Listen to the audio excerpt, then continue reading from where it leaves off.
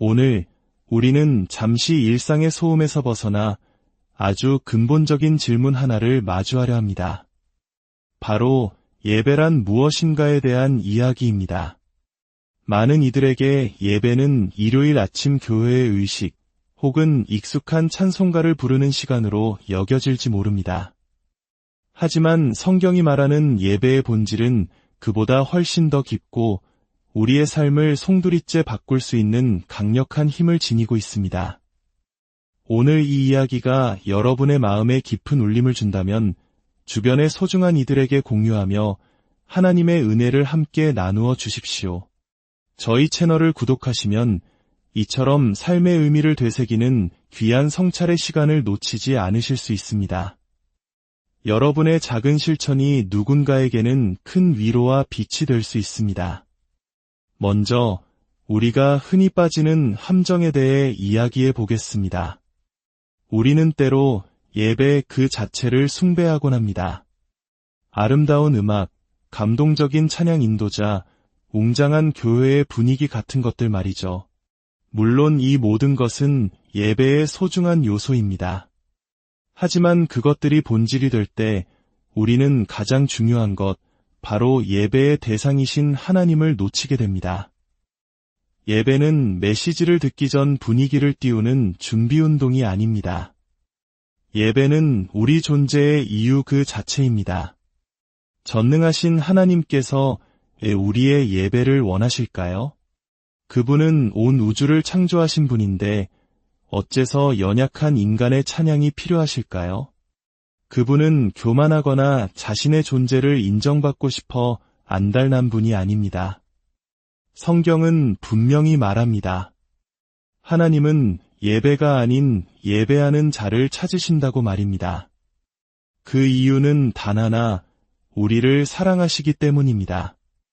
그렇다면 우리를 예배자로 부르시는 것이 어떻게 그분의 사랑의 표현이 될 수 있을까요?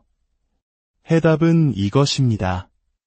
우리는 우리가 예배하는 대상을 닮아가기 때문입니다. 마치 사랑하는 부부가 오랜 세월 함께하며 서로의 표정과 말투를 닮아가듯 우리가 진정으로 하나님을 바라보고 경배할 때 우리는 그분의 성품, 그분의 거룩함, 그분의 사랑을 닮아가게 됩니다. 사랑이 우리에게 바랄 수 있는 최고의 것은 우리가 끊임없이 그분의 형상으로 변화되는 것입니다. 이것이 바로 하나님께서 우리를 예배자로 부르시는 이유이며 그 안에 담긴 가장 깊은 사랑입니다. 성경에는 이 진리를 온몸으로 보여준 두 명의 여인이 등장합니다. 놀랍게도 두 사람 모두 당시 사회에서는 자격미달로 여겨지던 인물들이었습니다. 첫 번째는 요한복음에 나오는 사마리아 여인입니다. 그녀는 유대인들에게 멸시받던 사마리아인이었고 5번이나 결혼했으며 당시에도 남편이 아닌 남자와 살고 있었습니다. 그 누구도 그녀를 정결하거나 거룩하다고 말하지 않았습니다. 그러나 예수님은 바로 그 여인에게 우물가에서 직접 찾아가 예배에 관한 성경에서 가장 심오한 진리를 알려주셨습니다. 하나님은 장소가 아니라 영과 진리로 예배하는 자를 찾으신다는 계시를 말입니다. 두 번째 이야기는 오늘 우리가 더 깊이 들여다볼 마가복음 14장에 나오는 한 여인에 대한 이야기입니다. 누가는 그녀를 죄인이라 불렀습니다. 그녀는 매우 고통스럽고 험난한 삶을 살아왔을 것입니다.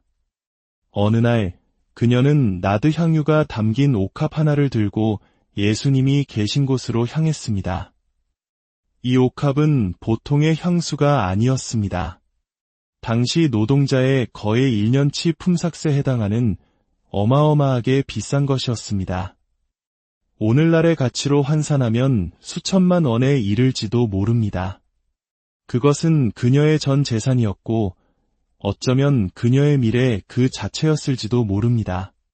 그녀는 초대받지도 않은 잔칫집에 조용히 들어가 예수님의 발치에 섰습니다. 그리고 그녀는 그 옥합을 깨뜨렸습니다.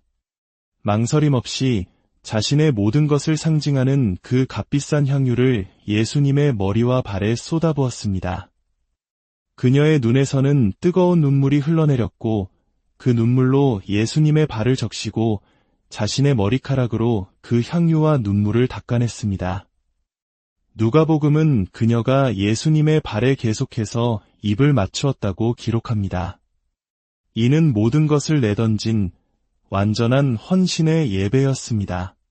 그 순간 방 안에 있던 사람들의 반응은 싸늘했습니다. 특히 예수님의 제자였던 가룟 유다가 가장 분노했습니다. 이 비싼 향유를 왜 이렇게 낭비하는가? 이것을 팔아 가난한 자들에게 나누어 주었으면 훨씬 나았을 것을. 겉보기에는 매우 합리적이고 이타적인 비판처럼 들립니다. 하지만 이 파격적인 예배는 방 안에 있던 사람들의 마음속에 숨겨져 있던 것들을 수면 위로 끌어올렸습니다. 진정한 예배는 언제나 우리 내면의 진짜 모습을 드러내게 합니다. 가룟 유다는 사실 가난한 사람들을 생각한 것이 아니었습니다. 그는 예수님의 재정을 관리하는 사람이었고 그 돈궤에서 돈을 훔치던 도둑이었습니다. 그의 마음속에는 탐욕이 가득했고 여인의 순수한 헌신은 그의 위선과 어두움을 더욱 선명하게 비추었을 뿐입니다. 그때 예수님께서 말씀하셨습니다. 가만두어라. 왜 그를 괴롭게 하느냐? 그가 내게 좋은 일을 하였느니라. 가난한 자들은 항상 너희와 함께 있으니 원할 때마다 도울 수 있지만 나는 항상 너희와 함께 있지 아니하리라. 그는 힘을 다하여 내 몸에 향유를 부어 내 장례를 미리 준비하였느니라. 그리고 예수님은 역사상 그 누구에게도 하지 않으셨던 놀라운 선언을 하십니다. 내가 진실로 너희에게 이르노니 온 천하에 어디서든지 복음이 전파되는 곳에는 이 여자가 행한 일도 말하여 그를 기억하리라. 생각해 보십시오. 한 죄인이라 불리던 여인의 낭비처럼 보였던 헌신의 행위가 온 세상에 전파될 복음의 핵심 메시지에 포함될 것이라고 예수님께서 직접 약속하신 것입니다. 왜일까요? 왜냐하면 그녀의 행위는 복음의 본질, 즉 때가 없는 사랑과 완전한 헌신을 가장 완벽하게 보여주었기 때문입니다. 더욱 충격적인 사실은 바로 그 다음 구절에 나옵니다. 마가복음 14장 9절에서 여인의 이야기가 끝나자마자 10절과 11절은 이렇게 이어집니다.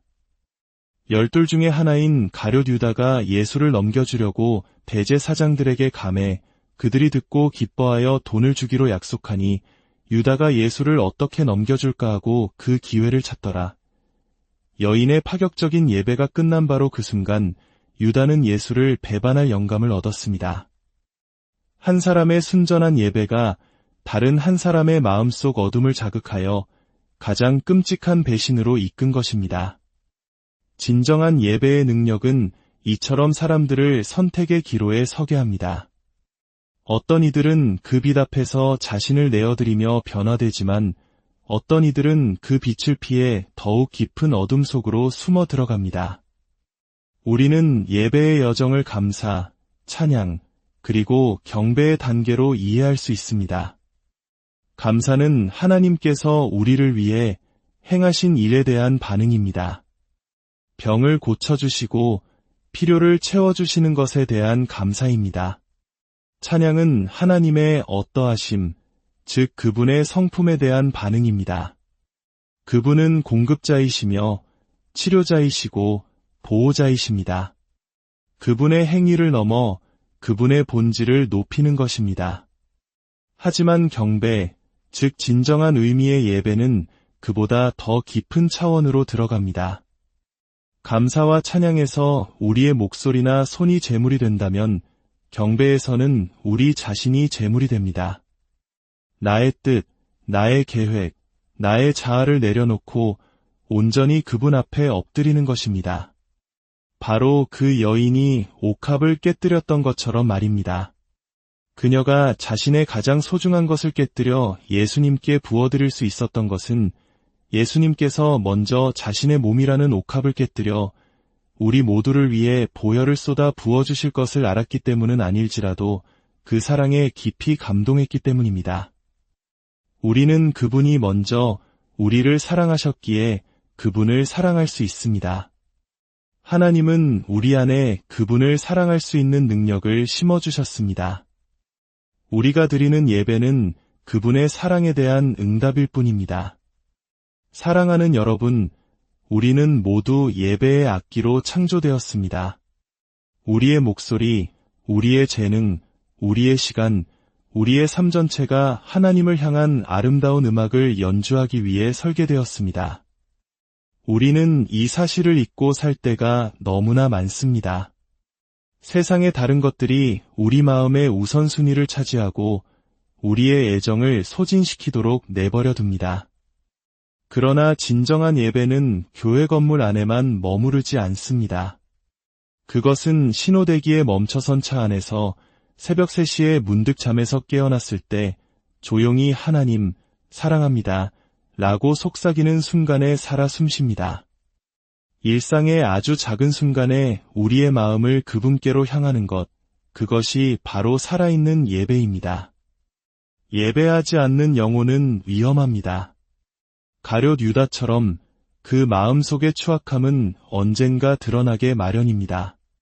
그러나 예배하는 영혼은 안전합니다.